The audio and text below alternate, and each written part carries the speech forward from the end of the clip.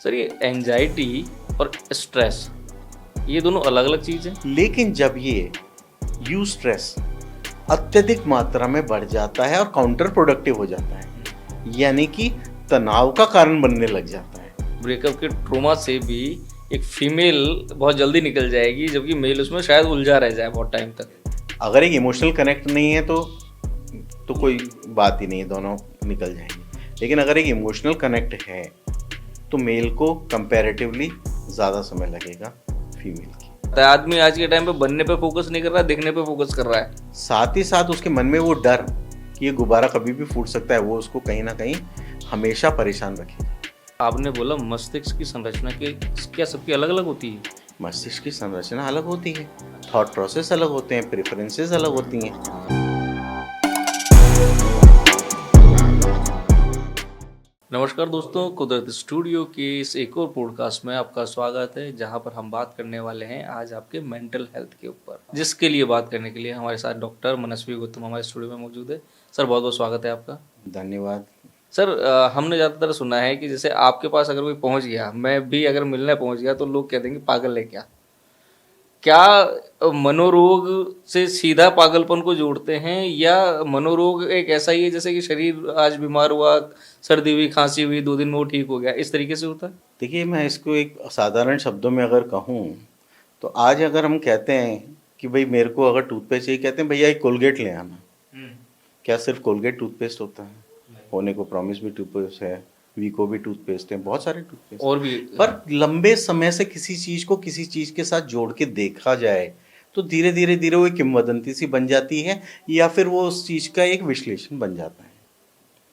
इसी प्रकार से पहले जो गंभीर रोग हुआ करते थे, जब तो गंभीर मनोरोग को पागलपन की संज्ञा दी जाती थी, और उसके बाद हर मनोरोग को पागलपन के साथ जोड़ के देखने जाने लगा।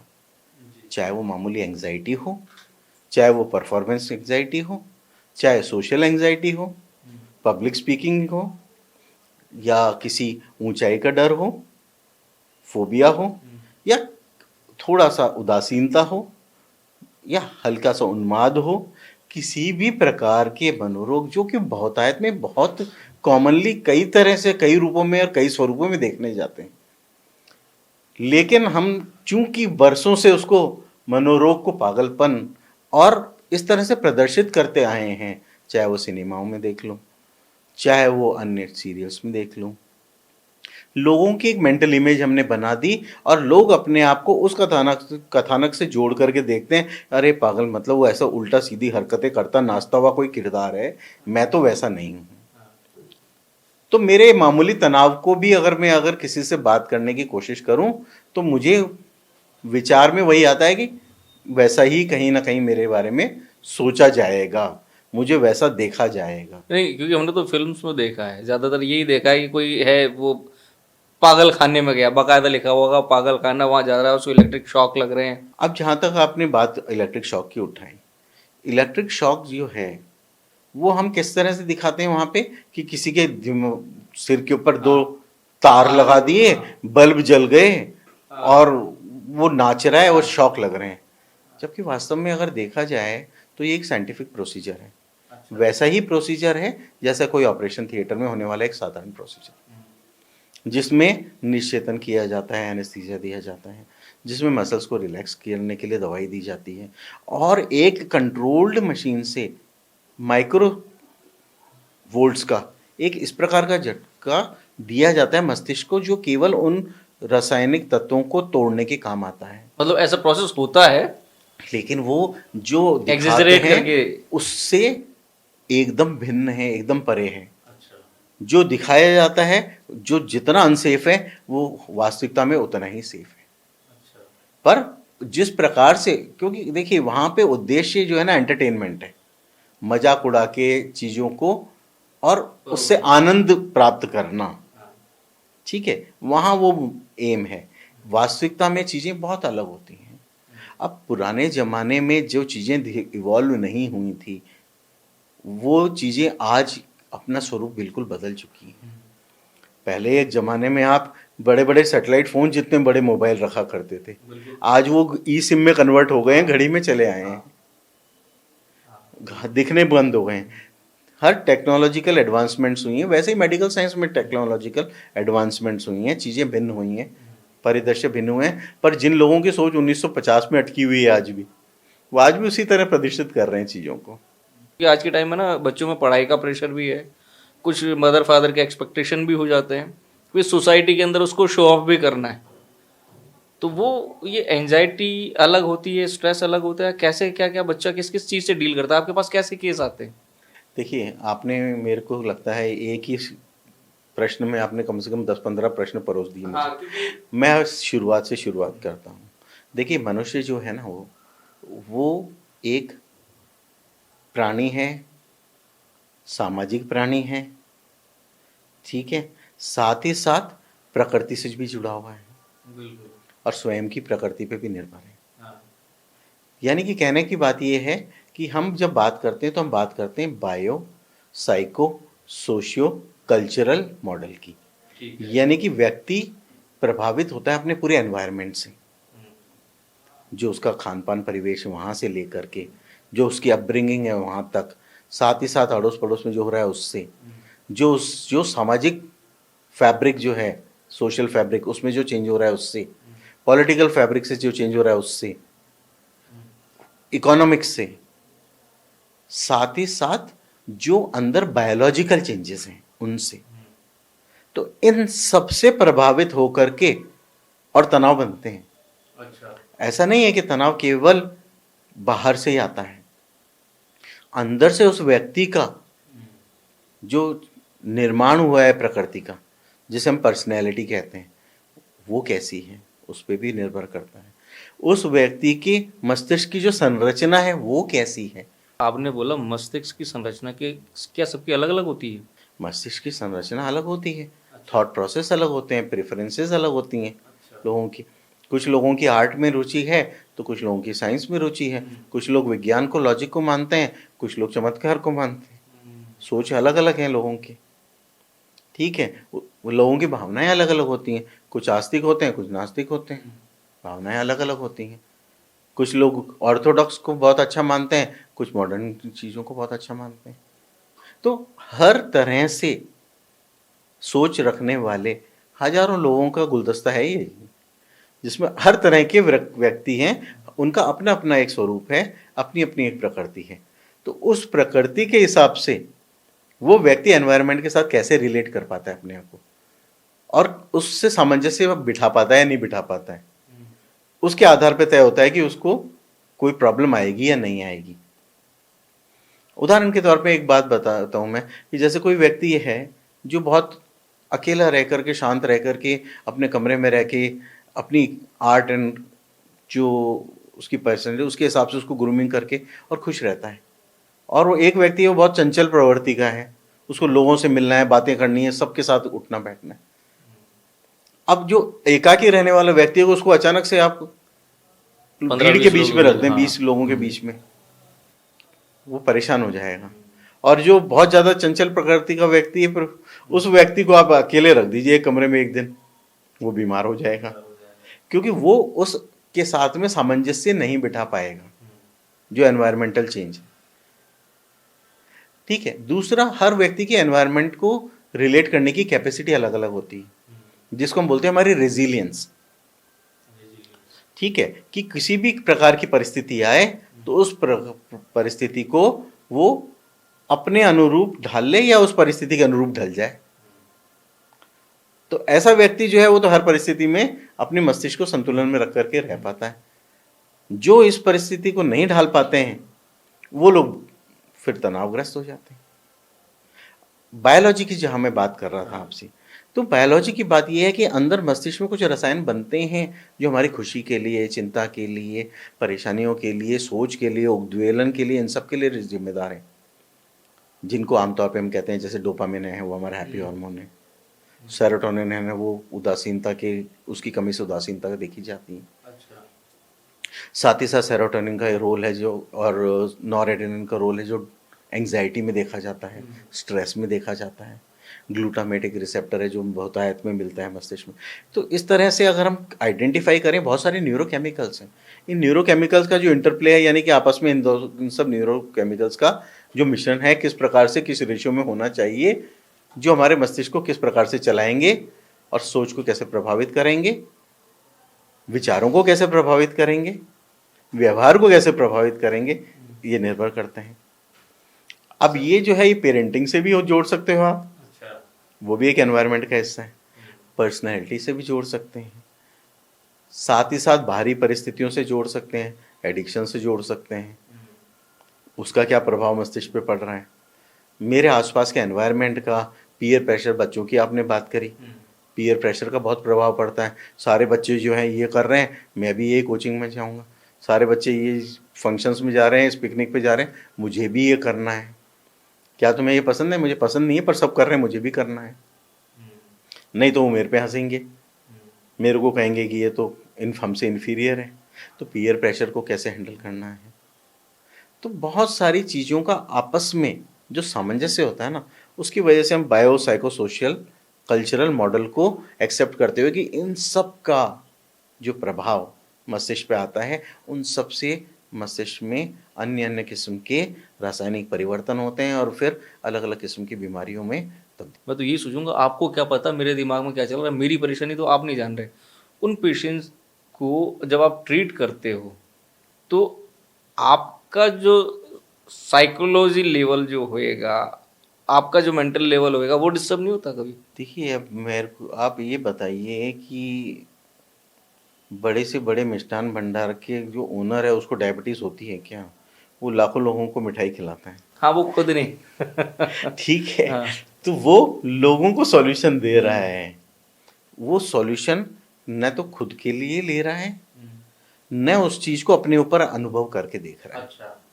मैं अगर उस चीज को अपने पे अनुभव करके देखना शुरू कर दूंगा, यार ये व्यक्ति ये इन इन चीजों से दुखी है, अगर मैं होता तो मैं क्या करता, तो निश्चित रूप से वो मेरे मानसिकता पे प्रभाव डालेगी। पर मेरा काम उस परिस्थिति में वो व्यक्ति क्या महसूस कर रहा है, क्या अनुभव कर रहा है, उसको समझना, उसका विश्लेषण करना और उसको मैं क्या मदद कर सकता हूँ, जो मैंने इतने वर्षों में अपने अनुभव से सीखा है, जो इतने वर्षों की मेरी पढ़ाई से मैंने सीखा है, उनको जोड़ करके उसमें उस समावेश करके और उस व्यक्ति को वो सजेशंस देना, साथ ही साथ उन रसायनों के ऊपर चर्चा करना जो कि कम या बहुतायत में होने से जो प्रभाव डाल रहे हैं, उनको रासायनिक तौर पे किस प्रकार से सही कर सकता हूँ, उस पर बात करना। अच्छा। तो ये एक बहुत ही कॉम्प्रिहेंसिव प्लान होता है, बहुआयामी होता है, जिसमें एनवायरमेंटल मैनिपुलेशन भी है, खुद की असेसमेंट भी है, रेक्टिफिकेशन भी है, सोच में परिवर्तन लाना है, उसके ऊपर भी काम करना है, साथ ही साथ उन रसायनों पे भी काम करना है जिससे उसको तुरंत रिलीफ मिल सके। तो जब इन सब को काम में लेकर के जब मैं उस व्यक्ति से बात करता हूँ, कहता हूँ कि भाई आपने मेरे को ये 5 चीज़ें बताई हैं, पर मुझे लगता है इन 5 चीज़ों के साथ आप ये भी अनुभव इस प्रकार से कर रहे हैं, और जब वो व्यक्ति समझता है कि हाँ इनको तो मैंने ये तो कहा नहीं, पर ये समझ गए कि ये अनुभव भी मैं कर रहा हूँ, इसका मतलब मेरी पूरी प्रोसेस क्या हो रही है मस्तिष्क में, ये उस चीज़ को समझ पा रहे हैं। मनोरोग वो बीमारी है कि हमें कहीं घाव नहीं दिख रहा है, हमारा किसी एक्सरे में कुछ नहीं आया है, कोई ऑर्गन पे इफेक्ट नहीं दिख रहा है, वो एक दिमाग में केमिकली एक, जो हमने फिल्म में देखा है, केमिकली एक लोचा चल रहा है। मैं आपके सामने बैठा हूँ, मेरे सामने दिक्कत ये आ रही है कि पिछले 4-5 दिन से मैं बहुत अलग उदासीनता झेल रहा हूँ, या मैं एक फियर ऑफ अननोन में हूँ। ठीक है, वैसे मैं ठीक हूँ, बातचीत कर रहा हूँ, बिल्कुल सही लग रहा है। आपको रिएक्टिफाई करने में कैसे टाइम लगेगा? मान लीजिए हो सकता है कि मेरे जैसे से 50 लोग घूम रहे हो जिन्हें पता ही नहीं हो, तो वो किस तरीके से आपके पास अप्रोच करें, या उनको खुद को कैसे जज करना होगा? देखिए, 2 चीज़ें होती हैं, एक होती है सब्जेक्टिव जिसका आभास व्यक्ति को स्वयं होता है, एक होता है ऑब्जेक्टिव जिसका आभास उसके साथ रहने वालों को होता है। ठीक है, 2 तरह के ऑब्जर्वेशन होते हैं। एक, मैं खुद अपने आप में महसूस कर रहा हूँ, जैसे आपने कहा कि मुझे लग रहा है कि पिछले कुछ दिनों से कुछ तो चेंज है, मैं अपना वो 100% नहीं हूँ, मैं जितना हंसमुख रहता हूँ उतना नहीं हूँ, मेरे एनर्जी लेवल जो सुबह से रात तक मैं काम कर सकता था अब उतने नहीं है, मैं थक जाता हूँ। पहले मैं जैसे जूझता था एक एक चीज को लेकर, अब मैं कहता हूँ चलो हो गया तो ठीक है, नहीं तो छोड़ दे। मेरे जुझारूपन में कमी आ गई है। पहले मेरे को कोई भी एक बात पूछता था तो मेरे दिमाग में एक चित्र बन जाता था, मैं उसके ऊपर कल्पना करके 5 उत्तर दे पाता था, अब मुझे लगता है कि मैं सोच ही नहीं पा रहा हूँ। तो ये सारी चीजें जो व्यक्ति है वो स्वयं अनुभव जो करता है कि यार ये कुछ तो बदलाव है मुझ में, कुछ परिवर्तन है मुझ में, वो सब्जेक्टिव है। एक होते हैं ऑब्जेक्टिव, कि आप के परिवार में परिजन हैं जो देख रहे हैं यार ये लड़का इतना हंसमुख रहने वाला आजकल थोड़ा डल रहता है, सब लोग परिवार में कह रहे हैं चलो मूवी चलते हैं, हमेशा आतुर रहता तो कहता है आप लोग जाओ, मन ही नहीं हो रहा है। जिस चीज़ में उसके खुशी मिलती थी उन कामों को करने से अब वो बच रहा है, सोशलाइजेशन से वो बच रहा है, एकाकी रहना ज़्यादा पसंद कर रहा है। तो जो उसका जो नियमित व्यवहार है, जिसे हम बोलते हैं प्री मॉर्बिड पर्सनैलिटी, यानी कि बीमार होने से पहले की जो उसकी पर्सनैलिटी थी उससे अब जो पर्सनैलिटी उसमें अचानक चेंज आ गया। वो चेंज जो समीप रहते हैं, जो आपके, चाहे वो आपके मित्र हों, परिजन हों, जो आपसे बहुत जुड़े हुए रहते हैं, वो फटाफट पहचान जाते हैं यार ये है गड़बड़। जब वो आपको उसका एहसास कराते हैं, कई बार आपको स्वयं एहसास नहीं होता, वो कहते हैं भैया ये दिख रहा है, नहीं नहीं कुछ नहीं है। जब लेकिन हाँ नहीं भाई हमें दिख रहा है, ये पहले तो कितना कहता था कि चलो पिज़्ज़ा खाएंगे, बर्गर खाएंगे, घूमने जाएंगे, होटल जाएंगे, और अब कहते हैं कि ठीक है यार कोई बात नहीं, जो चल रहा है चलने दो, क्या हो गया।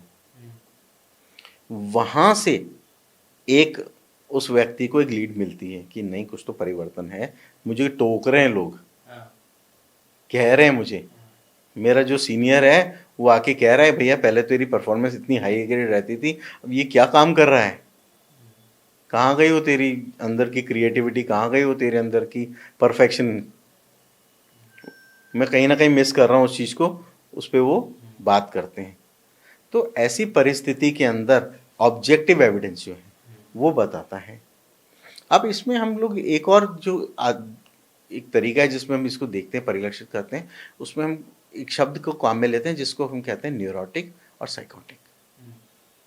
न्यूरोटिक मतलब वो व्यक्ति जिसमें उस व्यक्ति को स्वयं एहसास हो जाता है कि ये गलत हो रहा है या ये परेशानी हो रही है, जिसमें एंग्जाइटी है, डिप्रेशन है, फोबिया है, जहाँ वो जानता है व्यक्ति की ये कमी है मुझ में, ये अगर सही हो जाए तो मैं इससे 100 गुना बेहतर हो सकता हूँ। मतलब प्रैक्टिकली वो किसी चीज से उसको अनुभव कर लेता है, ठीक है, कि मेरी कार्य क्षमता पहले से घट गई है, मेरी जो लोगों को पहचानने की क्षमता वो पहले से घट गई है, तो उसमें उसका मेरी निद्रा है वो पहले से कम हो गई है, मेरा जो भूख लगना है वो पहले से कम हो गया है, मैं इन चीज़ों को महसूस कर पा रहा हूँ और मैं खुद आगे होके कहता हूँ कि मेरे को मदद चाहिए, इससे बाहर निकलना है। किसी आदमी की कोई पर्टिकुलर हैबिट हो, उसकी वजह से हो सकता है, उसका एक्सरसाइज नहीं करना भी कारण हो सकता है, या एक व्यक्ति जो जिम जाता है, जो हमेशा जिम में ही दिखाई देता है, अगर वो व्यक्ति 7 दिन से घर पे बैठा है, बहुत बड़ी बात है, क्योंकि उसका जो डोपामिन रिलीज उससे होता था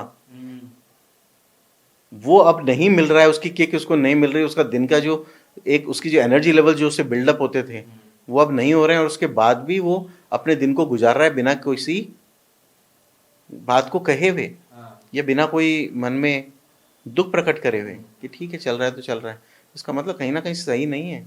अगर किसी इंसान का रूटीन भी ब्रेक हो रहा है तो भी वो उसके मेंटल हेल्थ को कि कहीं ना कहीं मानसिक रूप से कोई तो व्याधि है, छोटी है बड़ी है, पर कोई ना कोई व्याधि है। मान लीजिए अगर मैं सोचता हूँ कि मुझे रोजाना सुबह जल्दी उठना चाहिए और मेरी आदत नहीं है उठने की, कभी पड़ी नहीं है, तो ये भी मेरे अचानक से मेंटल हेल्थ इशू को बढ़ा सकती है।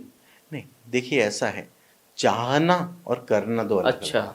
मैं चाहता हूं कि मैं जल्दी उठूं, मैं हर न्यू ईयर पे रिजोल्यूशन लेता हूं, ये साल तो अब की बार मैं बदल के दिखाऊंगा खुद को, है ना। स्टूडेंट कहता है इस बार परीक्षा निकल जान दो, अगले साल तो शुरू से 4 घंटे पढ़ूंगा, 6 घंटे पढ़ूंगा, नोट्स बनाऊंगा, ये सब करूंगा, पर करता नहीं है वो, क्योंकि वो उसकी प्रकृति में है ही नहीं। तो साल निकलने के बाद अंततोगत्वा वही परिणाम फिर से देखने मिलते हैं। तो मतलब वो सोच की स्ट्रेस बात नहीं है। देगा वो, पर तो मैं उसकी बात कर रहा हूं कि जो व्यक्ति आपको, जो स्टूडेंट आपको हमेशा लाइब्रेरी में दिखता था साल भर, अब वो अचानक से वहां दिखना बंद हो गया है, तो वो चिंता का विषय है। या ये वो बच्चा जो आपको हमेशा कैंटीन में मिलता था, औरों के साथ में गप्पे लगाता हुआ, हंसी मजाक करता हुआ, वो व्यक्ति अचानक से अपने कमरे में अकेला बैठा है।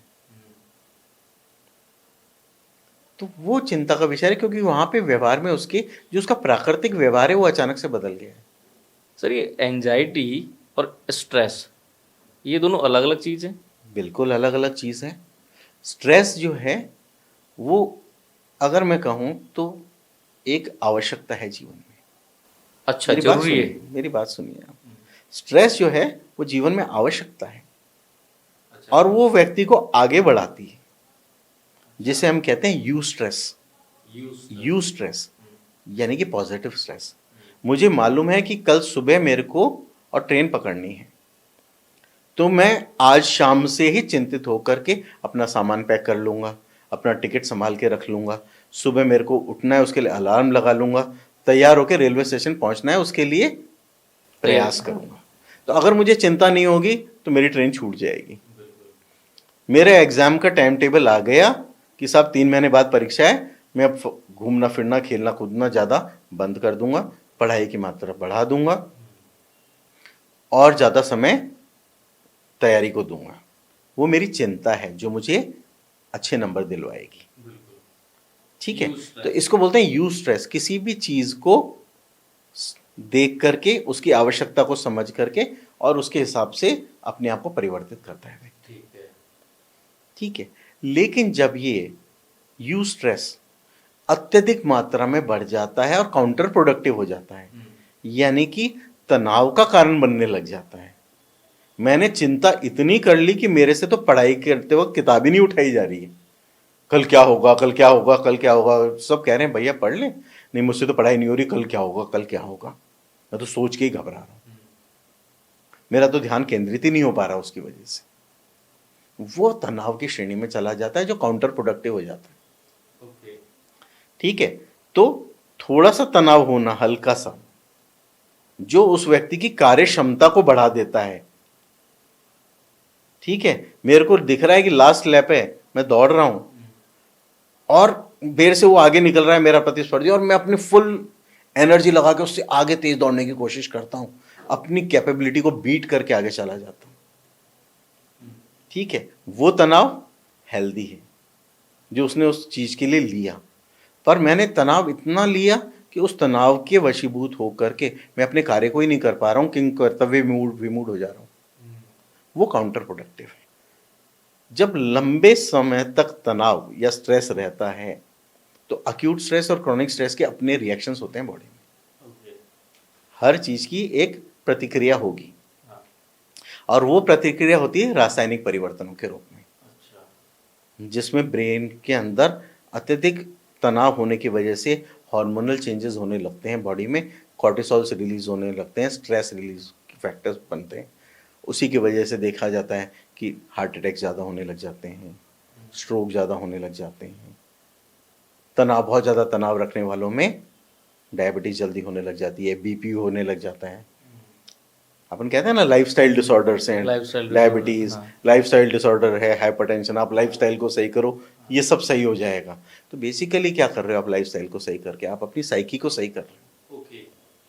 आप अपनी साइकी को सही कर रहे हो, साइकी सही हो रही है तो अंदर से हार्मोन सही रिलीज हो रहे हैं, हार्मोन सही रिलीज हो रहे हैं तो स्ट्रेस रिलेटेड हार्मोन्स रिलीज नहीं हो रहे जो आपकी बॉडी को खोखला नहीं कर रहे। सोच को बदल के कर सकते हैं, मतलब बिना किसी मेडिकेशन पे जाए। आपको ये बता रहा हूँ कि अभी जो रिसर्च हुई है, हम लोग तो बहुत काम करते हैं उन चीज़ों में जिनमें मेडिसिन इन्वॉल्व है, जैसे डायबिटीज़ हो गया, हाइपरटेंशन हो गया, लाइफस्टाइल डिजीज हो गई। अब एक व्यक्ति है, उसका रक्तचाप है, वो बढ़ा हुआ है, ब्लड प्रेशर बढ़ा हुआ है, और दवाएं लेने के बाद भी कम नहीं आ रहा है। कार्डियोलॉजिस्ट उसको कहता है भाई साहब आप अपना स्ट्रेस कम कीजिए, आपका बीपी रेगुलेट होना शुरू हो जाएगा।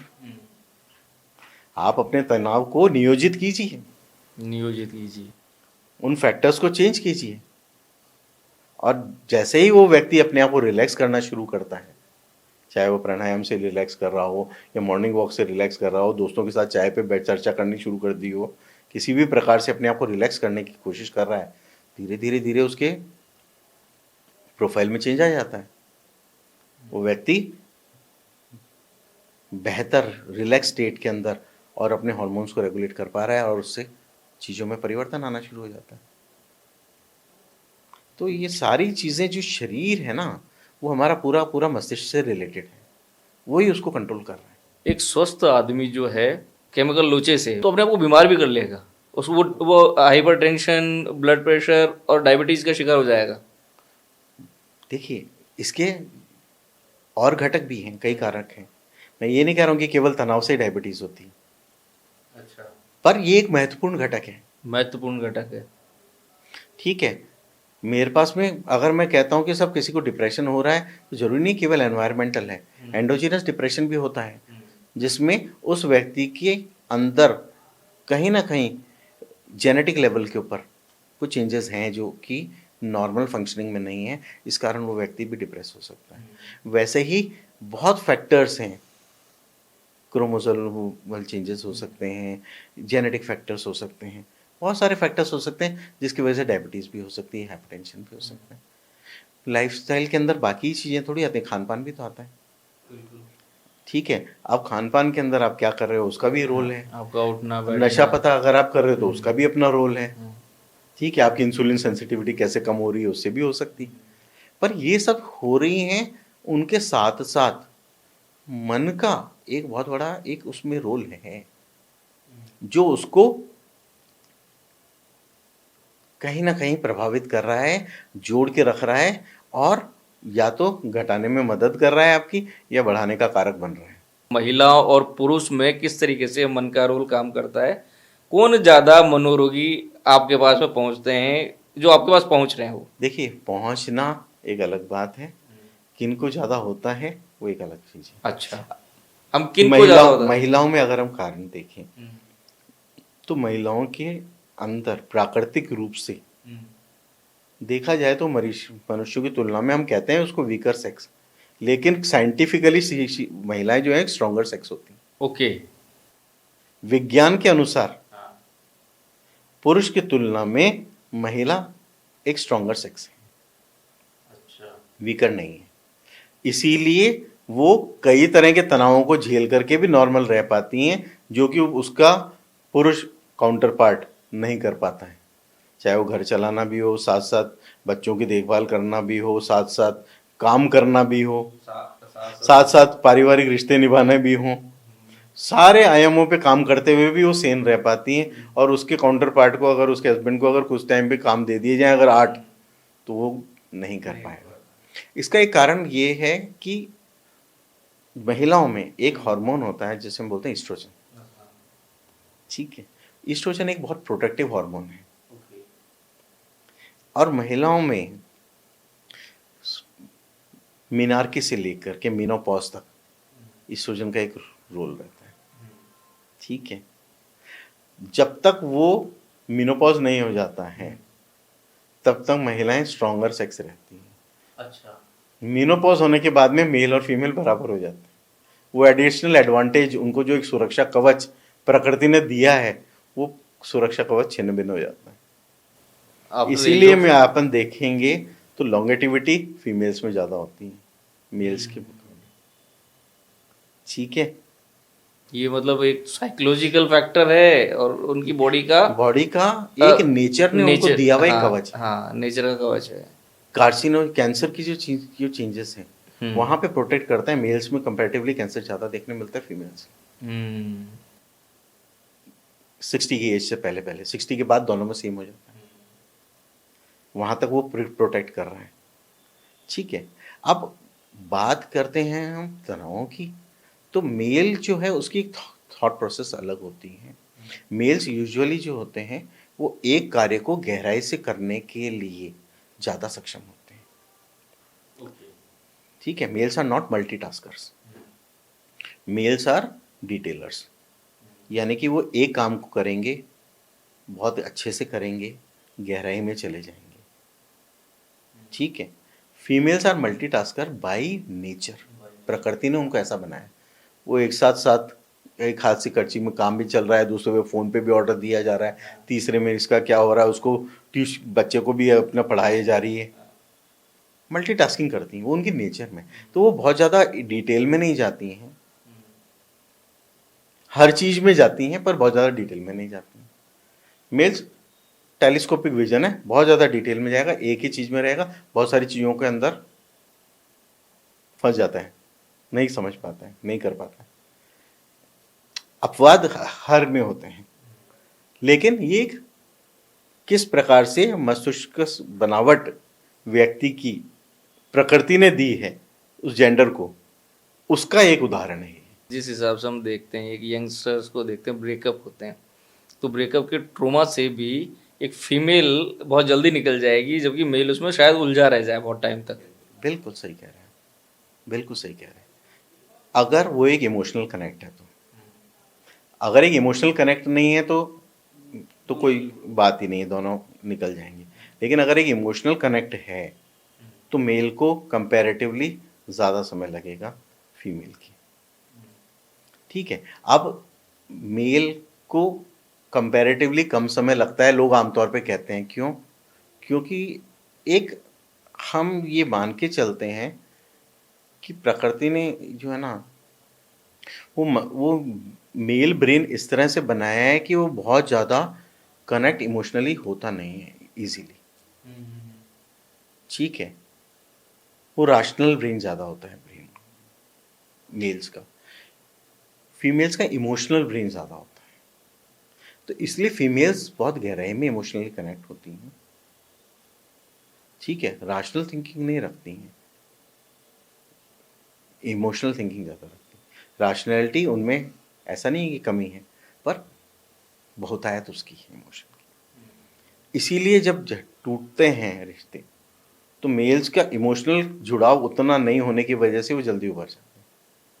फीमेल्स का इमोशनल कनेक्ट बहुत ज़्यादा होने की वजह से उनको समय अधिक लगता है। इसीलिए मैंने कहा था, अगर सेम इमोशनल लेवल पे अगर देखा जाए तो वो ज़्यादा कवर कर पाएंगे, क्योंकि उनके पास में वो प्रोटेक्शन है। ठीक है, दूसरा हम ये देखते हैं कि जो कुदरती तौर पे अगर हम नेचर की बात करें तो मेल्स आर मोर पॉलीगैमस।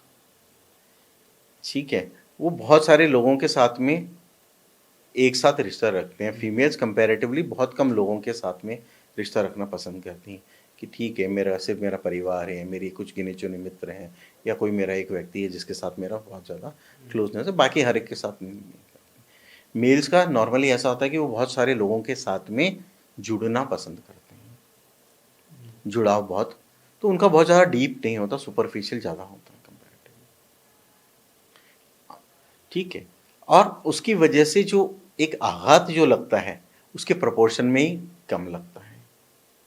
तो उससे व्यक्ति का आघात जो है ना, वो उसकी मेल ईगो को हर्ट ज़्यादा करता है बजाय उसके इमोशन को, कि मुझे कैसे रिजेक्ट कर दिया, मुझे कैसे कह दिया,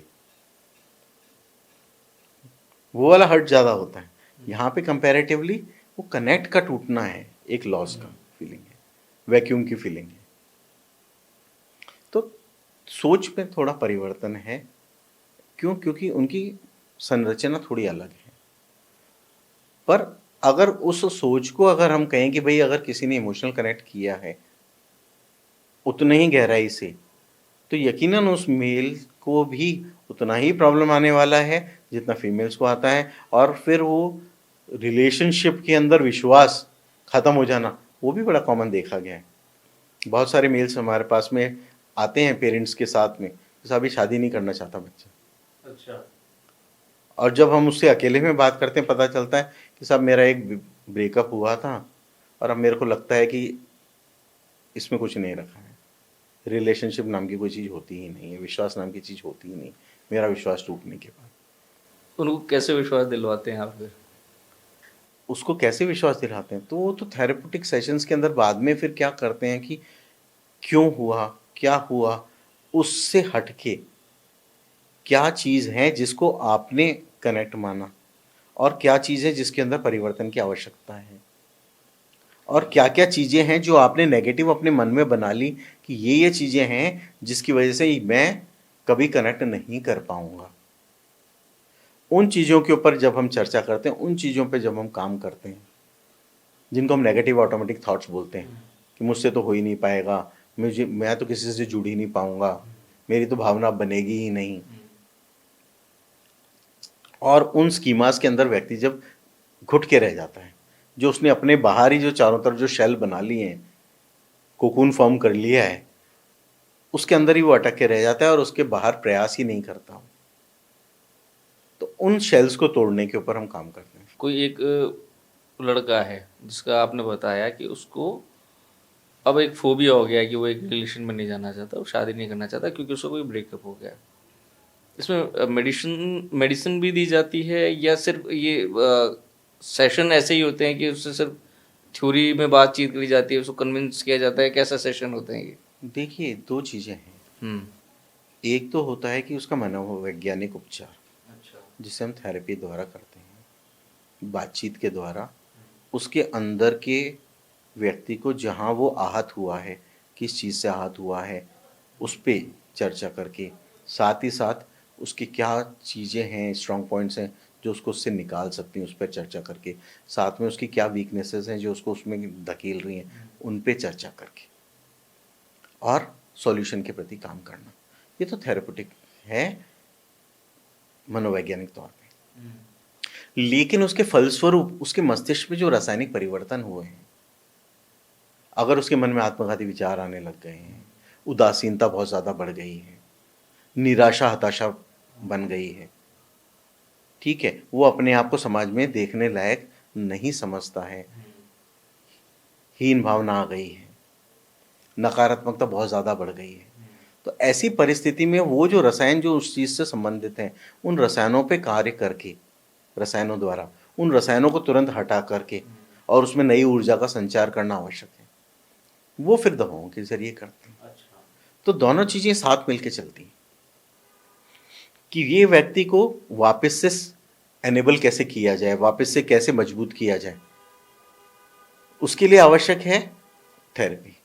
प्लस साथ ही साथ अगर इतना ज़्यादा वो व्यक्ति हताश हो चुका है कि वो किसी भी चीज़ को कर ही नहीं सकता है, तो वहाँ पे उन रसायनों को तुरंत बदलने का आवश्यकता है। अच्छा।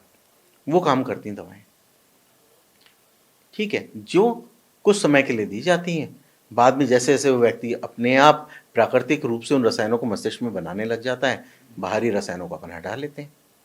सर हमने ये फिल्मों में ही देखा है कि माहौल बदल दो, कहीं और भेज दो, तो इससे ये भी कोई थेरेपी होती है क्या? देखिए, आपको अगर मैं कहूँ कि अब जैसे हम लोग बात करते हैं हार्मोन्स की कि भाई, तो उसमें एक अगर हम आमतौर पे बोलते हैं हैप्पी हार्मोन है हमारा डोपामिन, वो नेचुरल तरीके से मस्तिष्क में बनता ही है ना। किन चीज़ों से बनता है? अच्छे खान पान से बनता है, अच्छी निद्रा से बनता है, अच्छे लोगों के साथ गप्पे लगाने से बनता है, ठीक है, अच्छे माहौल से बनता है, प्रकृति के समीप जाने से बनता है। तो अगर किसी व्यक्ति में उन चीज़ों की कमी हो गई है और अगर हम इस चीज़ को माहौल परिवर्तन के रूप में उस व्यक्ति को देते हैं, तो कहीं ना कहीं उसका सृजन प्राकृतिक रूप से हो रहा है, तो उसको कहीं ना कहीं वो ठीक कर रहा है, तो डेफिनेटली उसका रोल है।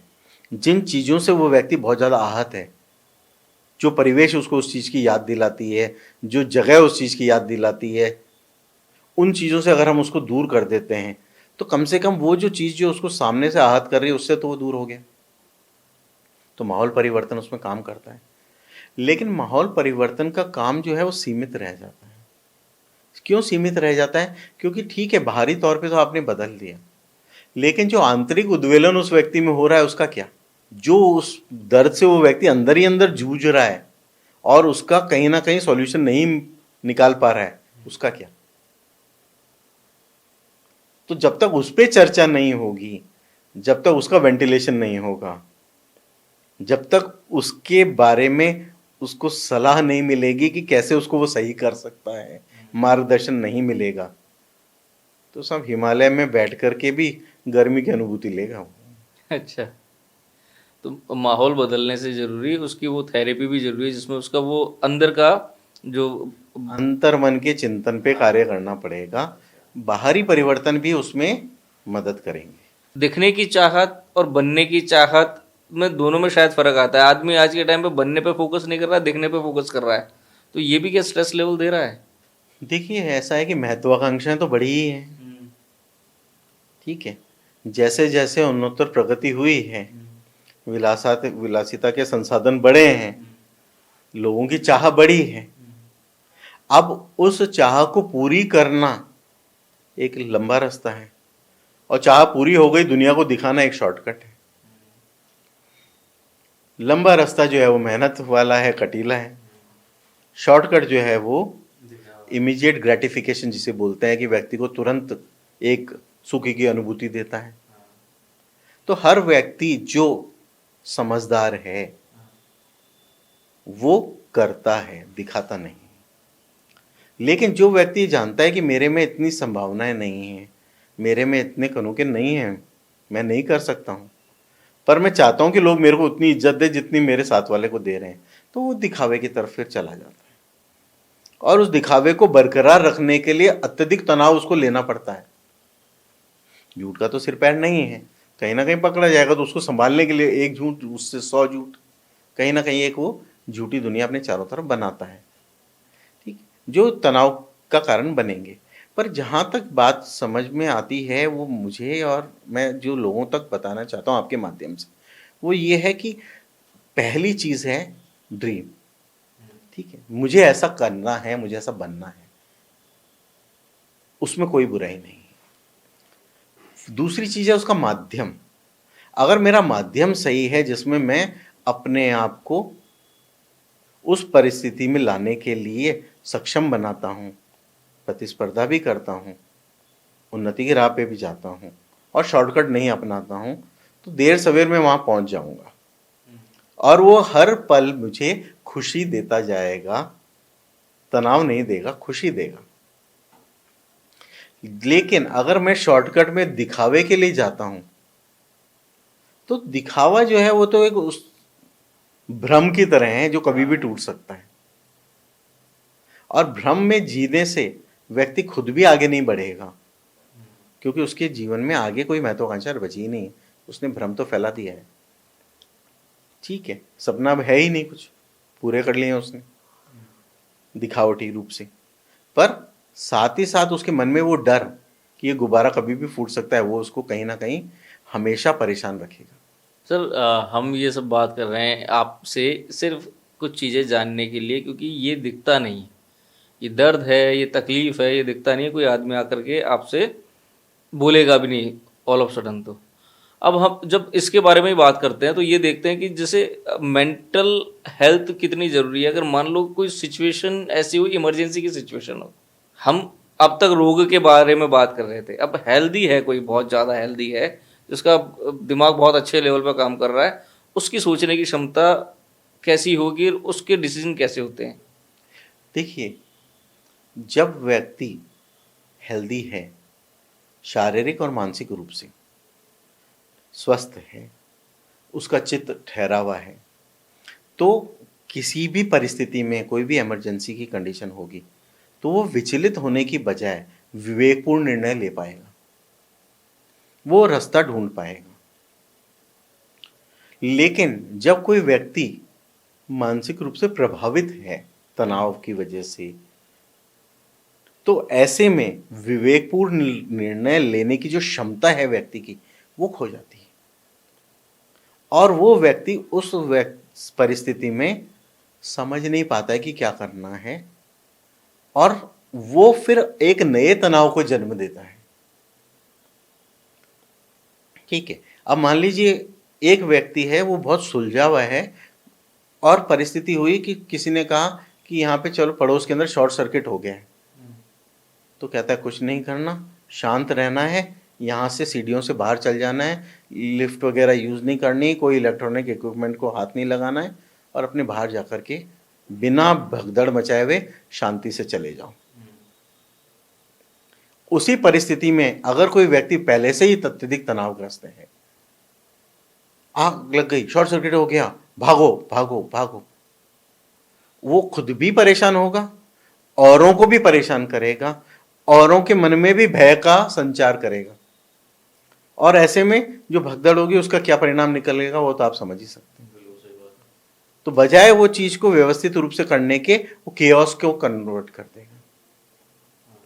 तो मानसिक रूप से स्वस्थ होना, सुदृढ़ होना, जागरूक होना और ज्यादा से ज्यादा चीजों के बारे में विचार विमर्श करना, ये व्यक्ति को विवेकपूर्ण बनाता है। और जो व्यक्ति विवेकपूर्ण होता है वो सभी परिस्थितियों में अच्छे निर्णय लेने में सक्षम होता है। सर ये बात हुई कि व्यक्ति विवेकपूर्ण है, अच्छी या बुरी किसी भी स्थिति में वो निर्णय ले लेगा।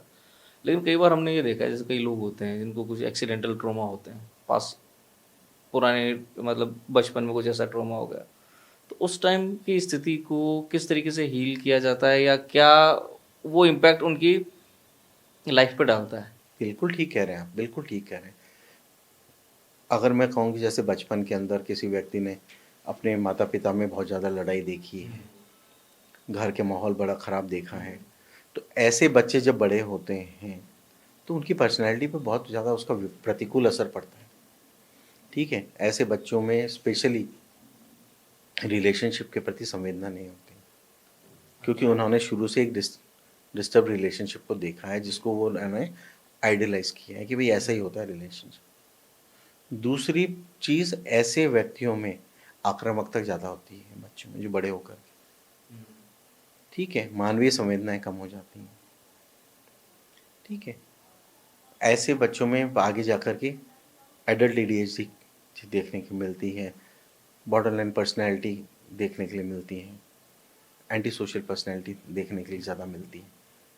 ठीक है, क्योंकि ये एक चीज़ है जो बचपन का ट्रॉमा है, उन्होंने चाइल्डहुड ट्रॉमा है जो आगे जाके किसी और रूप में परिलक्षित हुआ है। बाकी तनाव की जैसे आपने बात करी, किसी ने कोई हादसा देख लिया, कोई किसी बहुत बड़े लाइफ थ्रेटनिंग इवेंट से गुजरा है, तो एक टर्म होती है जिसे हम कहते हैं पीटीएसडी, यानी पोस्ट ट्रॉमेटिक स्ट्रेस डिसऑर्डर, जहाँ पे व्यक्ति उस परिस्थिति को, जहाँ पे उसके जीवन को बहुत बड़ी क्षति पहुँच सकती थी या पहुँची थी और जिससे वो बड़ी मुश्किल से उबर करके आया है, बार बार रिलीव करता रहता है। और जितनी बार उसको वो रिलीव करता है, उतनी बार उसका अनुभव अपने शरीर में करता है, उस दर्द से बार बार गुजरता है। चाहे वो रेप के रूप में ट्रॉमा हो, चाहे वो फिजिकल ट्रॉमा हो, चाहे वो मेंटल ट्रॉमा हो, टॉर्चर हो, बुलिंग हो, चाहे वो कोई एनवायरनमेंट के अंदर कोई ट्रॉमा हो, किसी ने कोई आगजनी देख ली, किसी ने कोई वॉयलेंस देख ली, कोई ऐसा एक्सीडेंट या किसी ने कोई बहुत बड़ा एक्सीडेंट देख लिया जिसमें से वो गुजर करके आए हैं, और वो जीवन में उसको बार बार चाहे वो कह रहा है कि भाई मेरे सपनों में वो आता रहता है, मैं कई बार काम करता हूँ ना, उस चीज़ से संबंधित कोई बात आती है कि मैं सिहर जाता हूँ और फिर वो दिन मेरा भारी निकलता है, मैं उस चीज़ को भुला नहीं पाया हूँ। तो ऐसे में इस चीज़ पे फिर चर्चा करना, इस चीज़ के से जुड़ा हुआ इमोशन है, उस इमोशन को हटाना और उस इमोशन को हटा करके एक पॉजिटिव इमोशन उसमें जोड़ना आज की परिस्थिति, क्योंकि वो जो पुराने काल में घट चुका है, अब वो केवल मस्तिष्क में है, यादों में है, वास्तविकता में नहीं है। उन यादों से निकल के वास्तविकता में आज में जीना और आज में उसको अनुभव नहीं करना, उसके लिए कैसे उस व्यक्ति को ट्रेन किया जाए। ये हो सकता है, ये प्रैक्टिकल पॉसिबल है? बिल्कुल, ये प्रैक्टिकली पॉसिबल है, ये करते ही हैं हम। अच्छा, जैसे जो ट्रॉमा वाले व्यक्ति होते हैं, जो पीटीएसडी के जो व्यक्ति हैं, चाहे वो सोल्जर्स हैं जिन्होंने बॉम्ब ब्लास्ट देखे हों, जो उसको रिलीव कर रहे हैं, ठीक है, चाहे वो कोई हादसे वाले लोग हों जो उसको रिलीव कर रहे हैं। हम बॉम्ब ब्लास्ट की आपने बात करी, हम जयपुरी बॉम्ब ब्लास्ट की बात कर लेते हैं। लगभग 20 साल का वो टेन्योर उसका हो गया, उसमें अभी वर्डिक्ट आ जाता है कि पूरे सबूत और वो नहीं है, वो अपराधी छोड़े जाते हैं, वो विक्टिम्स के दर्द एकदम से फिर से हो जाते हैं। तो आपके पास पहुंचेंगे, कितना टाइम लगेगा और क्या सेशन रहते होंगे कि आप उनको फिर उससे ट्रॉमा से बाहर निकालेंगे? देखिए क्या होता है कि जब भी हम लोगों के सेशंस की बात करते हैं, तो सेशंस जो होते हैं वो इंडिविजुअलाइज किए जाते हैं, कस्टमाइज किए जाते हैं। जैसे कि हम कपड़े पहनते हैं तो हमारे शरीर के हिसाब से टेलर उसको नाप लेता है कि हमारे पे क्या फबेगा, जरूरी नहीं है कि जो आपको आए वो फिट हो मुझे हो। वैसे ही उस व्यक्ति के मन पे क्या क्या घाव लगे हैं, किस प्रकार से वो व्यक्ति उस चीज़ को देखता है आज, और क्या क्या चीज़ें हैं जो उसके अंदर हैं, जो उसकी प्रकृति में हैं, जो इनसे उबरने में उसकी मदद कर सकती हैं, जिसका उसको ज्ञान नहीं है। अच्छा, और क्या क्या वो चीज़ें हैं जो आज भी उनको उस यादों की तरफ धकेल रही हैं। उसकी कौन कौन सी स्ट्रेंथ्स हैं, उसकी कौन कौन सी वीकनेसेस हैं, उन सबको हम विश्लेषण करते हैं और फिर उसके हिसाब से उस व्यक्ति को हम एनेबल करते हैं कि वो उससे बाहर आ सके। ठीक है, हम उस व्यक्ति को अपने आप पे डिपेंडेंट नहीं करना चाहते कि भाई जब भी वो परेशानी हो आप मुझसे राय लो। हम उसे सशक्त करते हैं कि कभी भी कोई परिस्थिति हो तो आप खुद राय ले पाओ अपने आप से और खुद उन चीज़ों को कर पाओ। ठीक है। ठीक है, उसके ऊपर हमारा पूरा जोर रहता है। तो अगर वो चीज़ कहीं ना कहीं उस व्यक्ति ने अपने मन में दबा ली है, रिप्रेशन हो गया है, ठीक है, या फिर सप्रेशन कर लिया उस थॉट का, ठीक है, एनकैप्सुलेटेड कर दिया उस ट्रॉमा को, कि उसकी याददाश्त को भुला दिया उसने, क्योंकि जब भी वो याद आती है वो तनाव करती है, तो उसने व्यक्ति को उस विस्मरण कर दिया उस चीज को, जिक्र आते ही वो वापस से उतनी पीड़ा देती है। तो हमें उसको कहना है कि भाई ये विस्मृत नहीं करना है तुमको, इसे चर्चा करके इस गुबार को निकालना है। कि मान लीजिए किसी ने ऐसे एक्सीडेंट में, ऐसे इंसिडेंट्स में, बम ब्लास्ट में अपने करीबी को खोया है। अब मैं मान लो उनमें से मैं एक हूँ, मैं ही क्लेम करता हूँ कि वो फलाने तो अब मेरे को दिखाई देते हैं, मैं उनसे बात करता हूँ। तो ये मेंटल ट्रॉमा ही है या भूत प्रेत चढ़ना या कुछ ऐसा भी इसको? ये जो है ना, आप जो बात कर रहे हो, इसको ना हम लोग डिसोसिएशन के अंदर लेते हैं। अच्छा। डिसोसिएशन के अंदर क्या होता है कि व्यक्ति को कई बार हम वो चाही गई आभास करते हैं जो हमारे दर्द को कम करते हैं।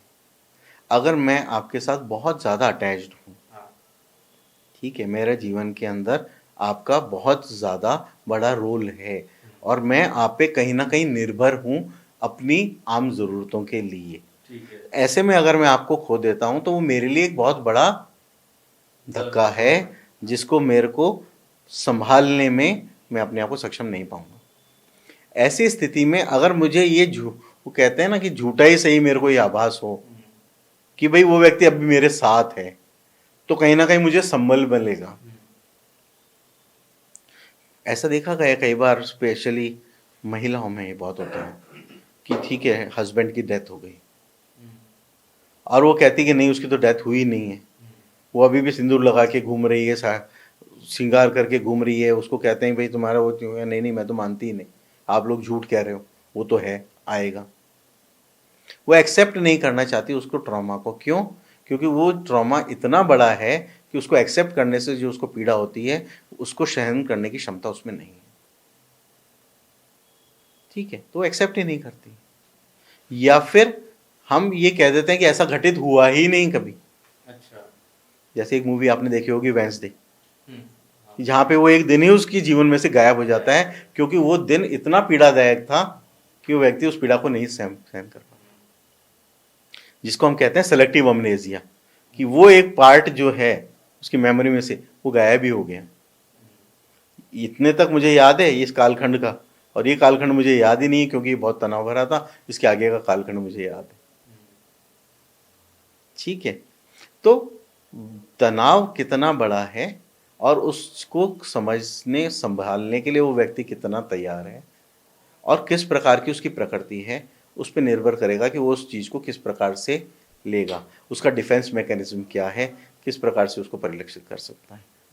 अगर उसका डिफेंस मैकेनिज्म स्ट्रांग है, इमोशंस को झेलने की क्षमता अच्छी है, तो इस तरह के अनुभव आमतौर पे उस व्यक्ति को नहीं होते। नहीं है तो इस तरह के अनुभव होने संभव है।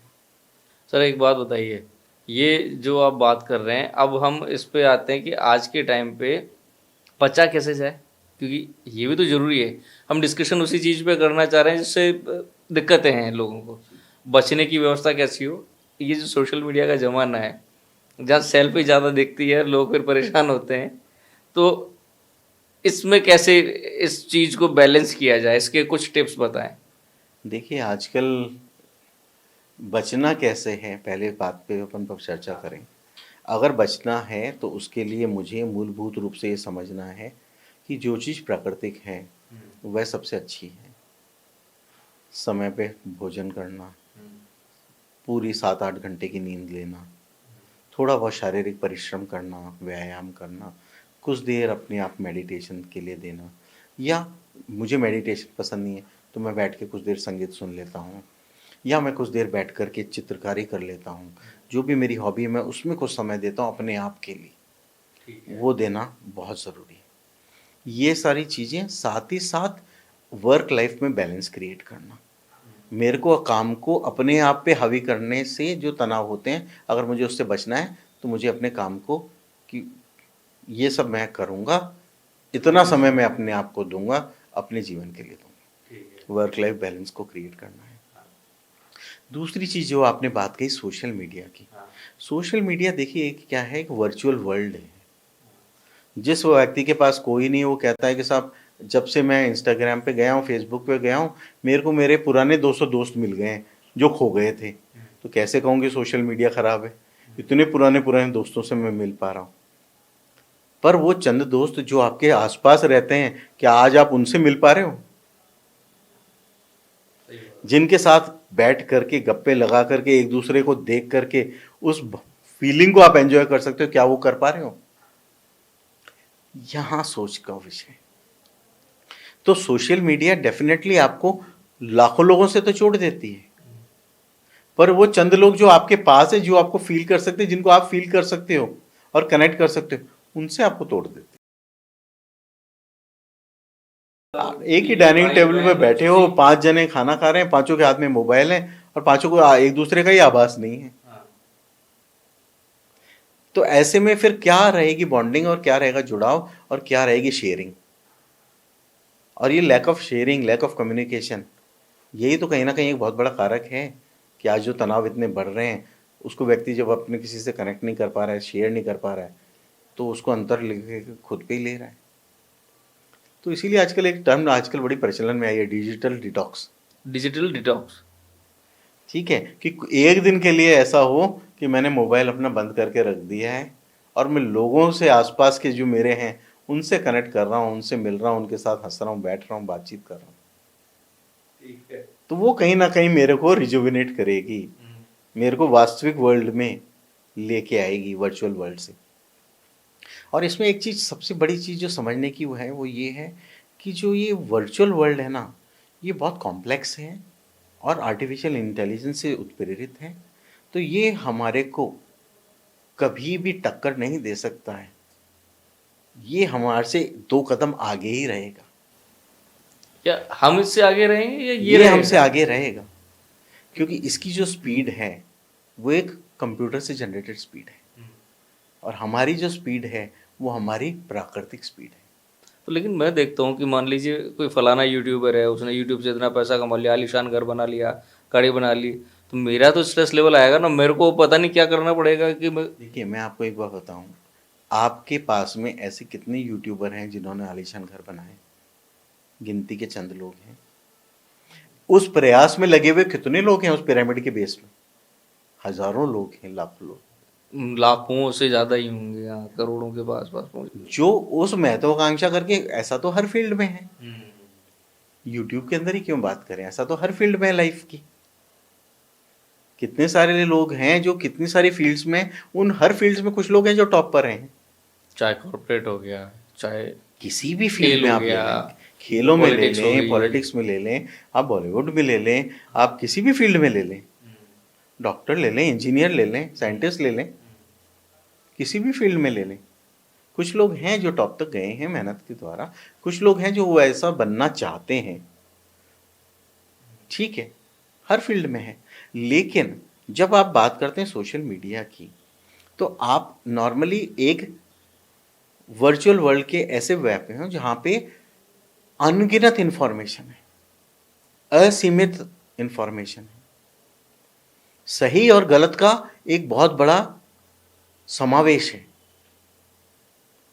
और उसमें से सेलेक्ट करना कौन सी सही है कौन सी गलत है बहुत मुश्किल है। हर चीज को इस तरह से दिखाया जाता है जैसे वास्तविकता में तो यही हो रहा है। आप 5 वीडियोस उठा के देख लीजिए, एक के अंदर इंडिया जीत रहा है, एक के अंदर इंडिया हार रहा है, एक के अंदर इंडिया को जो है वो यूएनओ घेर रहा है, एक के अंदर अमेरिका सैबोटाज कर रहा है, एक में इजराइल आ रहा है। उसी चीज को 5 तरह से परोस दिया लोगों ने।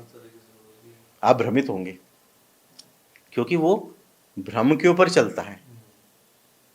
ठीक है, एक कंटेंट क्रिएट किया जाता है, एंटरटेनमेंट के लिए सही या कमाने के लिए सही, कैसे भी रूप में कंटेंट क्रिएट किया जा रहा है।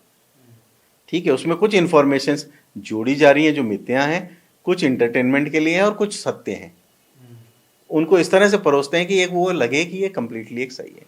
फैल्सिफिकेशन बोलते हैं हम इसको। फैल्सिफिकेशन यानी कई फॉल्स डेटा उसमें इंकॉर्पोरेट कर दिए जाते हैं, ठीक है, अपने मत को सही करने के लिए। लेकिन व्यक्ति जो उसको देख रहा है वो तो उसको पूर्ण सत्य समझ के भ्रमित हो रहा है। उसकी वजह से एक व्यक्ति दूसरे व्यक्ति से नाराज हो जाता है, एक जाति दूसरे जाति से नाराज हो जाती, लोगों में अहिंसा असहिष्णुता बढ़ जाती, केवल उन कंटेंट्स को सत्य समझने की वजह से।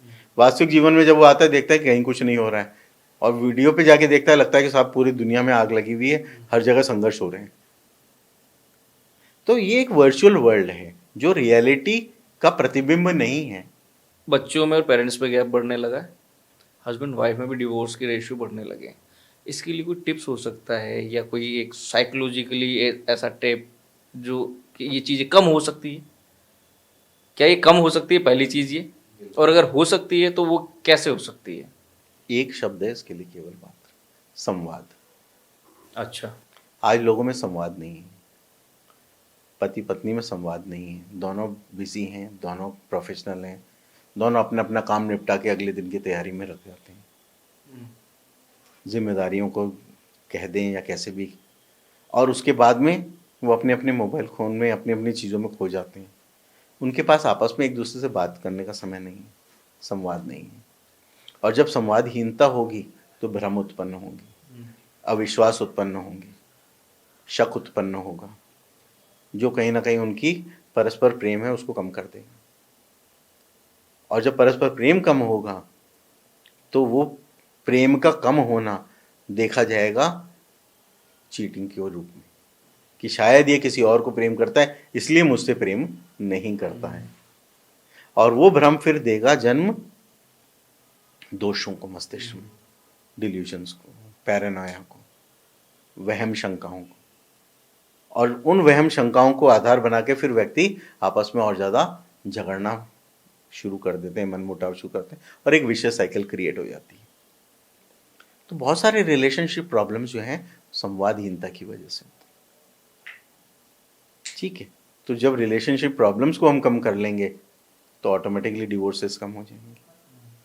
दूसरी चीज़, बात कर रहे थे हम पेरेंट्स और बच्चों के गैप की, वहाँ भी संवाद की कमी है। मैं किचन में काम कर रही हूँ, एक गृहिणी हूँ, मुझे बहुत सारे काम निपटाने हैं, तो एक 2 साल का भी मेरा बच्चा है तो मैंने उसको मोबाइल पकड़ा दिया, बेटा तू उस पर गेम खेलता रहे ताकि मैं अपना काम कर सकूँ, वो मेरे को डिस्टर्ब ना करे। अब वहीं से उस बच्चे को एक लत लग गई है मोबाइल की, और उससे वो जुड़ाव जो एक माँ बच्चे की जो बॉन्डिंग है वो कहीं ना कहीं कम हो गया है, क्योंकि अब माँ बन गई है मोबाइल। तो बॉन्डिंग पे फर्क पड़ा है। ऐसा बच्चा अपने माँ बाप को फिर वापस से पलट कर जवाब देना, गुस्सा करना, बात नहीं मानना, बढ़ेगा ही बढ़ेगा निश्चित तौर पे। फिर बाद में हम कहते हैं कि साहब ये जी बच्चे जो हैं ये तो रिटेलिएट करते हैं, ये हमारी बात नहीं सुनते हैं, हमको एक्सेप्ट नहीं करते हैं। अब उस पर जब दिख रही हैं कि ये 15 चीज़ें हैं जो कि आपको आइडियल पेरेंट्स में होनी चाहिए, जो उस पर परोसी जा रही हैं, वो पेरेंट्स कैसे जान पाएंगे? और क्या वो पेरेंटिंग का वास्तविक हिस्सा है? नहीं। लेकिन मेरी अपेक्षाएं ऐसा पेरेंट होना चाहिए, बट पेरेंट्स की अपेक्षाएं ऐसा आइडियल बच्चा होना चाहिए।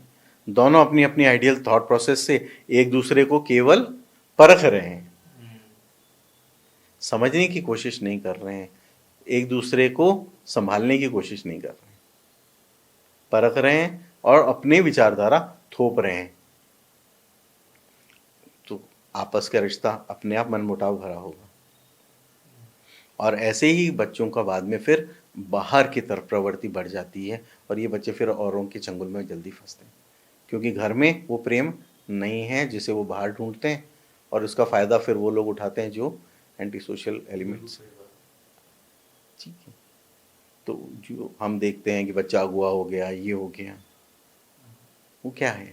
क्योंकि वो कहीं ना कहीं एक बाहरी व्यक्ति उस चीज़ का फ़ायदा उठा रहा है, वो प्रेम, वो इमोशन जो आपको घर पे मिलना चाहिए वो प्रोवाइड कर रहा है। उसके मंसूबे अलग हैं, पर बच्चे को चूंकि वो दिख नहीं रहे हैं, वो उससे अट्रैक्ट हो रहा है, वो सारी चीज़ें उसे मिल रही हैं। तो संवाद थोड़ा बढ़ाना है, समय देना है, मोबाइल अलग रख करके 1 घंटा रोज निकालना है, बच्चों के लिए भी, अपने बेटर हाफ के लिए भी। परस्पर प्रेम रहेगा तो सामंजस्य बढ़ेगा। और अगर कभी कोई कोई चीज़ दिखती है जो मनमुटाव भरी है, तो उसको वेंटिलेट करने के लिए एक जगह मिलेगी। बिल्कुल। ठीक है, और वो जगह उनके दाम्पत्य जीवन को कहीं आगे बढ़ाएगी और बच्चों के माँ बाप के प्रति प्रेम भाव को, आदर भाव को आगे बढ़ाएगी, क्योंकि वो फिर हमेशा हर एक दूसरे को सिर्फ नो नहीं कहेंगे, यस भी कहेंगे। तो दोनों जगह पे सबसे बड़ी परेशानी है आज अपेक्षाएं और संवादहीनता की। मैं ये जानना चाहता हूँ कि जब ये कोई चीज़ दिखती नहीं है, हवा जैसा सा है कि आप महसूस कर पा रहे हो, मनोरोग, इसमें भी कोई एक्सरे वगैरह ये हमारा ऐसा कुछ होता है कि जिससे आप अंदर का कुछ पता कर पाते हो? देखिए, चूंकि ये रासायनिक परिवर्तन है, विज्ञान इस पे कार्य कर रहा है। ठीक है, कई बायोलॉजिकल मार्कर्स इसमें आए हैं, जेनेटिक मार्कर्स आए हैं। ठीक है, कई तरह की फंक्शनल एमआरआई इसमें हो रही हैं, जिसमें पता चलता है कि ब्रेन के कुछ हिस्सों में बदलाव हो रहा है, जिसके फलस्वरूप इस प्रकार की बीमारी बढ़ रही है। लेकिन अभी ये शुरुआती दौर में है, जो बहुत कॉन्क्रीट नहीं है, क्योंकि कई मानसिक बीमारियां हैं, उनके रसायन ओवरलैप करते हैं। हम ये नहीं कह सकते कि ये रसायन केवल इस बीमारी के लिए जिम्मेदार है, क्योंकि एक ही रसायन 2-3 अलग-अलग बीमारियों के लिए भी जिम्मेदार है। तो अभी तक चूंकि वो markers, biological marker, clear cut indicators ऐसे नहीं हैं, इसलिए उतना स्पष्ट हम नहीं कह सकते। लेकिन जैसे हम कहते हैं ना कि रुझान आ रहे हैं कि ऊंट किस करवट बैठेगा, वैसे रुझान आने शुरू हो गए हैं कि अगर इस प्रकार की हलचल मस्तिष्क में हो रही है तो इस प्रकार की बीमारी बनने लगेगी। उस स्टेज तक विज्ञान पहुंच चुका है। है ना, हमारे को जो हमारे फंक्शनल ईईजी हैं, फंक्शनल एमआरआई हैं, वो ये बता देते हैं कि अगर तनाव है तो ब्रेन की ये एक्टिविटी बढ़ी हुई आ रही है और ये चीज़ हो रही है, तो ये व्यक्ति तनाव से गुजर रहा है। आपके हार्मोन्स आपको बता देते हैं, कॉर्टिसोल्स के लेवल बता देते हैं कि व्यक्ति तनाव में है। ठीक है, तो ये सारे मार्कर्स फिजिकल मार्कर्स हैं, लेकिन वो एम्बिग्यूअस हैं, यानी कि वो कई बीमारियों के लिए कॉमन मार्कर्स हैं। तो हाँ, ये पता लगेगा उससे निश्चित तौर पे कि मानसिक परेशानी हो रही है, पर सबसे अच्छा तरीका तो उसको सामने देखना है ना। हम हर चीज को और फिजिकल एविडेंस पे क्यों जाएं, जबकि वो सामने है। मेरे को क्यों हार्ट अटैक के लिए ईसीजी ही देखना है? नहीं, मैं वो इसलिए पूछ रहा हूँ क्योंकि मान लीजिए मैं आपसे कुछ चीज़ छुपा रहा हूँ, आप कैसे पता कर पाएंगे? मैं नहीं निकल के आ पा रहा हूँ, उसके लिए कोई। देखिए, अगर मैं नहीं निकल के आ पा रहा हूँ तो मुझे कार्य इस पे करना है कि आप निकल के आ पाए। वो संवाद बनाना है कि आप मुझ में इतना विश्वास रख पाएं, उस चीज़ को शेयर कर पाएं और उस चीज़ से बाहर आ पाएं। मैं तो आपको डॉक्टर ही देख रहा हूँ ना, तो फिर मैं। आप मुझे अपना डॉक्टर देख रहे हो, लेकिन जब व्यक्ति कई परिस्थितियों में जूझ करके, कई जगह से निराश होकर के जब आता है, तभी डॉक्टर तक पहुंचता है ना। पहली कोशिश घर पे करते हैं, समझाने वाले बड़े बुजुर्ग से लेकर के, मित्र मंडली से लेकर के, सब अपनी कोशिशें जब कर लेते हैं, और जब व्यक्ति सब जगह से हताश हो जाता है, सवामनियाँ कर चुका होता है, पूजा पाठ कर चुका होता है, और सारी चीज़ें करने के बाद भी जब वो चीज़ नहीं जाती है, तभी तो हमारे यहाँ डॉक्टर तक पहुँचता है व्यक्ति, है ना। क्योंकि हम इस चीज़ को एक रासायनिक रूप से न देख करके हम इसको सामाजिक रूप से देखते हैं। ठीक है, और हम जब सामाजिक रूप से उस चीज़ के लिए सारे कार्य कर चुके होते हैं, तब उसकी और रासायनिक रूप से और बायोलॉजिकल रूप से देखने की कोशिश हम करते हैं। ये हमारा एक नेचर है। ठीक है, तो डॉक्टर तक व्यक्ति सीधे नहीं पहुंचता है, डॉक्टर तक पहुंचने से पहले वो सारे पड़ाव पूरे कर चुका होता है। कोई दिक्कत नहीं है, जब भी पहुंचे, है ना, जब जागो तो बस सवेरा, कोई दिक्कत नहीं है। आप आइए, जब चर्चा करेंगे उस पर बात निकलेगी, आप उस चीज़ को समझ पाएंगे कि जो बात सामने वाला कह रहा है वो वास्तव में आपके मन की बात है, आपके मन का दर्द है, और उससे निकलने का एक माध्यम आपको समझ में आ रहा है। तो कौन परेशान रहना चाहेगा? हर व्यक्ति चाहेगा कि उस परेशानी से निकले। जहाँ तक साइकोटिक इलनेसेस हैं, जहाँ व्यक्ति को स्वयं एहसास नहीं होता है, वहाँ जो उस एहसास से, उसके व्यवहार से दुखी परिजन है, वो उसे लेके आते हैं कि भाई ये कल से तोड़ फोड़ कर रहा है, 7 दिन हो गए, सो रहा नहीं है, उटपटांग बातें करता है, बहकी बहकी बातें करता है, मुझे ये दिख रहा है, मुझे वो दिख रहा है, ऐसा हो रहा है, वैसा हो रहा है। कभी हम पे शक कर रहा है, कभी बाहर वालों पे शक कर रहा है, लोगों से लड़ रहा है। तो इसको संभालो आप। तो वहाँ पे परिजन ये कार्य करते हैं। तो कहीं ना कोई माध्यम तो होता ही है जिसके जरिए वो परेशानी, वो जो विसंगति है, वो डॉक्टर की नज़र में आती है, जिस पे वो कार्य करता है फिर। तो बहुत बहुत धन्यवाद डॉक्टर साहब। तो हमारे जितने भी दर्शक हैं जो इन्होंने ये पूरा पॉडकास्ट देखा होगा, तो शायद उनके मन से कुछ भ्रांतियाँ तो निकली होगी। वो जो रोग है, जो एक्चुअल में रोग है ही नहीं, उसको लेकर के वो घूम रहे हैं, और वो शायद उतना बड़ा रोग नहीं है कि जो क्यूरेबल नहीं हो। देखिए, मैं ये नहीं कहूँगा कि रोग रोग नहीं है, क्योंकि वो रोग की दायरे में तो आ गया है। जब तक वो मात्र तनाव था और उसकी वजह से उसके जीवन पे प्रभाव नहीं पड़ रहा था, तब तक वो रोग नहीं था।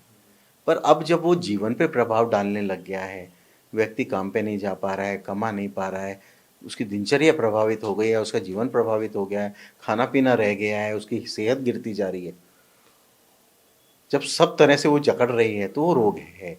और उसे स्वीकार करना और उसे हटाने का प्रयास करना, यही सबसे बड़ी समझ है। कोई चोट लगते है तो भी स्वीकार करते हैं, तो ऐसी इस चोट को भी स्वीकार कीजिए, पहुंचिए कहीं ना कहीं ऐसी जगह पे जहाँ पे शायद आपके इस रोग का पूरा इलाज हो। बहुत बहुत धन्यवाद डॉक्टर साहब, आप हमारे शो में आए।